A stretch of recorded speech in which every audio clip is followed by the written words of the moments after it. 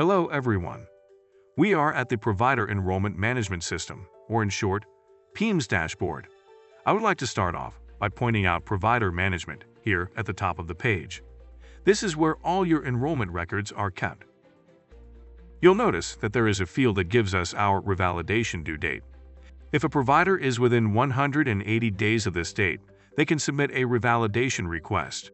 In the upper left corner, we see Request. After we submit our request, this will be where we can view the status of that request. To start, click the three dots on the right and click View. This will open the enrollment record for the provider that is applying for revalidation. To get started, click Edit Enrollment Record in the upper right corner. Here we see that the only two options are to create a request for a revalidation application or to update your email address. Remember, these will be your only options if you are within 180 days of your revalidation date. To get started, click Create Request for Revalidation. We have now successfully created our enrollment record, and there are a few things that I would like to point out before we continue with our demo. In the upper right corner, you'll see the request number for your revalidation application. If you need to exit the request and finish it later, you can search using the request number that is found in the request section on the provider management page that we reviewed earlier. You can also search by the provider's National Provider Identifier or NPI. On the left, you will see 8 tabs.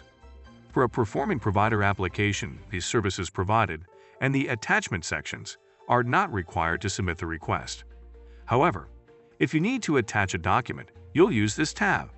For today's demo, we'll skip that tab since it's not a requirement. Before you can submit the request on PEMS, you must complete the NPI Taxonomy Information tab, Provider Information tab, Licenses, Certifications or Accreditations tab, Disclosures tab, Practice Location Information tab, and the Agreements tab. Once a tab is completed, it will reflect a blue check circle. The first tab that we will look at is the NPI Taxonomy Information tab. This will collect information directly from the National Plan and Provider Enumeration System, or in short, NPES. If the information is not displayed here, click Refresh Information in the upper right corner. You'll now see your taxonomies that are tied to your NPI with an NPES, along with your name, NPI number, NPI type, and other information. After clicking Refresh Information, the blue check circle should be reflected. In this tab, we'll enter the provider information. Remember that we don't have to fill out the Services Provided tab, so we'll skip that. As part of the application for revalidation, we are confirming or updating the information that is already tied to your enrollment record. Here in the Provider Information tab, we see the information that is already associated with the provider. The Social Security number and the date of birth are grayed out by design. If you need to update those fields, you must become an administrator of the NPI. For now, please confirm the issue date is reflected for your ID type and the expiration date for the ID type is current. This must be current because if it expired, the revalidation request cannot be submitted. After confirming that the information displayed is correct and any outdated fields are updated, scroll down and click Save. The Provider Information tab should now reflect a blue check circle, which means it is complete. Next, we'll complete the Licenses, Certifications, and Accreditations tab. Once we click on this tab, the provider's license, or licenses, should display. If the provider's license is expired, you'll need to update this information. To do this, click the three dots on the right of the license that should be updated.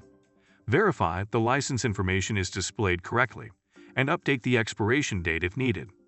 Complete these steps for any other licenses that have to be updated. If you want to add any other license or certificate to your enrollment record, click the Add Licenses, Certifications, and Accreditations button. For today's demo, we will add a Healthy Texas Women, or HTW certificate to the enrollment record. Start by selecting the appropriate choice from the drop-down menu under the License Certification Accreditation type. To add an HTW certificate, we will select Attestation, Healthy Texas Women.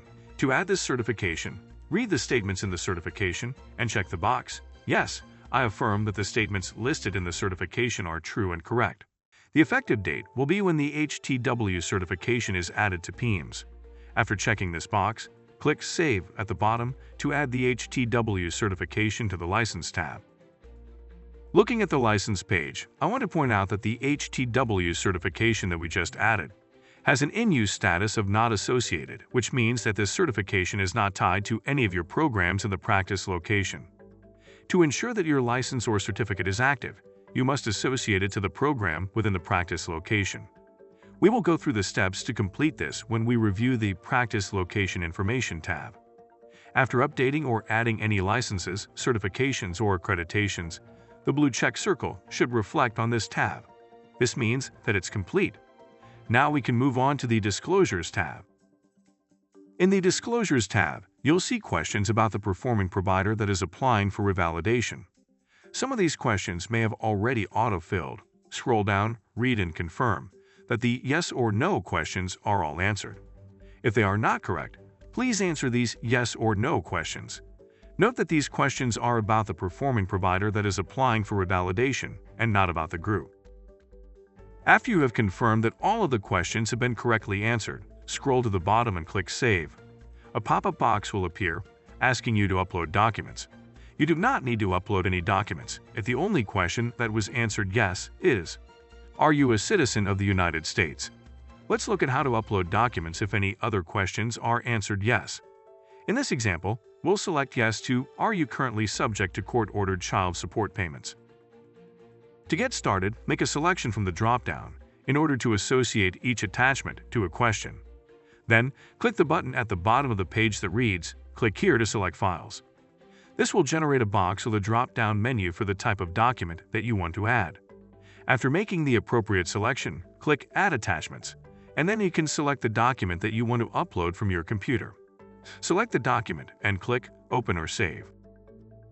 After you have added the document, you will see the document at the bottom under Uploaded Files. Be sure to click Save at the bottom so that the document is reflected in the Disclosures tab. If you receive the pop-up box again, repeat these steps if necessary, or click OK to complete the Disclosures tab. Scrolling up, we will see a blue check circle next to the Disclosures tab, indicating that it is completed. Next, we will navigate to the Practice Location Information tab on the left. When a user starts a revalidation for a performing provider that participates in more than one group, all the group locations in which the provider is enrolled will be displayed. This includes locations that are not associated with the group-initiated MPI. The user who created the request can edit the information for all the locations in which the performing provider participates, including demographic information. Note that per the HHSC agreement, the enrolling performing provider must confirm that the information entered in their enrollment record is accurate. For today's demonstration, we will review how to complete one practice location. However, if more than one location is displayed, each location must be completed before the revalidation request can be submitted. To open the practice location, click the three dots on the right and select Open. There are three tabs on the left that you must complete. They are Basic Information, Program and Services Participation, and Demographics. We'll start with the Basic Information tab. Scroll down and enter the phone number for that practice location. The phone number that is entered here will be displayed on the Online Provider Lookup, or OPL. After entering the phone number, scroll down and click Save. Scrolling up, we'll see a blue check circle next to the Basic Information tab, indicating that the basic information is completed. Next, we'll look at the Programs and Services Participation tab on the left. In this example, we see that two programs are reflected. This means both programs need to be completed in order to revalidate. For today's demo, we will only review how to complete one program. You would need to repeat these steps for any additional programs. Start by clicking the three dots for the program you are revalidating and select Open. Within the program, scroll down and confirm that the information displayed is correct. Certain fields must be updated, while others just have to be verified. After we updated our license expiration date, we see that the license expiration date reflected here in the program was automatically updated as well. Remember that we added an HTW certificate, but we did not associate it to the program. To do this, click the Association, License Certifications, and Accreditation button. Note that the HTW certifications are displayed in the same order that they are listed in the License Certifications and Accreditations tab. For this example, we will select the sixth option because it was the sixth item listed in the License Certifications and Accreditations tab. After making this selection, click Save. Now, we see that the HTW certification for this year is reflected. Scroll down and confirm the demographics for your patients. Start by selecting any gender limitations and any patient age limitations. First, select the age at which you will start seeing patients. Next, select the age at which you will stop seeing patients. And last, select whether you are accepting new patients. For this demo, we will select all for the gender limitations. 0 as the patient start age, 18 as the patient end age, and that we are accepting new patients. Scroll down and confirm the Medicare information. Note that incomplete information in this field is one of the most common deficiencies for performing provider revalidation requests. First, verify that your Medicare number and effective date are accurate, and that this is tied to the Group PTAN, or the Provider Transaction Access Number. If the provider does not participate in Medicare and this question is reflected, select No, and check the top box, indicating that you will not provide services to Medicare-eligible clients. Then select one of the two selections underneath Medicare waiver requests. After making a selection, in the box below, explain and justify your reason for making a Medicare waiver request. For this example, we will use a Medicare number to associate to our program in the practice location that we are revalidating. Scroll down and confirm the yes or no questions are answered accurately. To complete the program, scroll down and answer whether you will be providing HTW services. Since we added an HTW certificate, we'll check yes for this question. Scroll down and click Save to complete that program in the practice location that you are revalidating. The last tab that we'll complete in the practice location is the Demographics tab. This covers the demographic information for the practice location that you are revalidating. If information is already displayed, confirm that it is accurate or see whether you need to make any updates. For instance, adding a county or updating your office hours. Check Closed for any days on which you are not seeing clients and click Save. Scrolling up, we'll now see a blue check circle, indicating that the Demographics tab has been completed. Click the Back button in the blue header to return to the main page of the revalidation request. As discussed earlier, revalidation attachments are not required for performing providers. However, if you want to upload any attachments, click the Attachments tab and click here to select the files, like we reviewed on the Disclosures tab. Let's now navigate to the Agreements tab. The Agreements page is where you'll initiate the Health and Human Services Commission Enrollment Agreement. This has to be electronically signed or e-signed before you can submit your request. To begin this process, click the three dots on the right and click Select Authorized Signatory. Next, confirm that the name of the provider is listed accurately. Enter an email address for the provider to receive and e-sign the Health and Human Services Commission agreement. The agreement is a contract between the provider and the Health and Human Services Commission. Although the enrolling provider is not always the party that is completing the application, they need to sign the Health and Human Services Commission Enrollment Agreement to remain in compliance. After entering the email address, click Activate Agreement. Here we can see that the status of the agreement is sent. To electronically sign the agreement, open the email that was sent to the address that was provided earlier. Click on the link in your email. This will open an internet browser window, requesting a password to access the Health and Human Services Commission agreement. The password for a performing provider is the last 4 digits of their Social Security number. Enter this number and then click Continue. You may need to click Continue at the bottom of the agreement to get started. If this button is not reflected, use the yellow flags on the left to navigate to the portion of the agreement that needs to be electronically signed. Click here to sign, and type the name exactly as shown in the agreement. I want to point out this is another common deficiency that can be easily avoided. Please do not use abbreviations of names, titles, or nicknames when signing the agreement. If the name that you are entering does not match the name of the enrolling provider, a deficiency will be issued. You must correct the signature and resubmit the application before the revalidation request will be approved. After entering the provider's name, click Apply. To complete electronically signing the agreement, click the blue Click to Sign button at the bottom. You will now receive a message confirming that you have finished e-signing the enrollment agreement. Navigate back to the PEMS application by selecting that tab or window in your internet browser. We'll be looking at the Agreements page for the agreement status to change from sent to signed. You'll have to refresh the page to update the status. You can do this by clicking Agreements on the left. Sometimes this can take some time for the agreement to reflect as signed.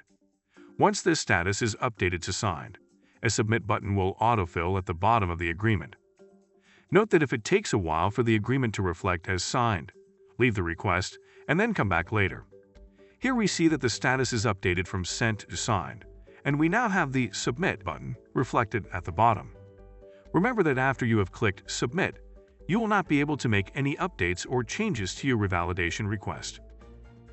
PEMS will run a deficiency check before you can submit the request. If any deficiencies are reflected, you will see a red circle indicating which tab needs to be completed or corrected before proceeding to submit the request. If you see a deficiency, go to that tab, make the correction, and then navigate to the Agreements tab and click Submit again. A message that the request has been successfully submitted will now display. Click OK to return to the PEMS dashboard. To verify the status of the request that you just submitted, click Requests in the upper left corner. You can search for the request by entering the request number in the upper right corner, or by using the NPI of the provider that you just revalidated. Once you have submitted the request, it will display PE Review under the status. As the application progresses through its various processing stages, the status will update. The only time that you need to respond is when the status indicates Pending Provider Response. This means that our Provider Enrollment Department has identified a deficiency in your revalidation request. To correct this, open the request by clicking the three dots and navigating to the area where the deficiency was identified. This will be indicated with a red circle.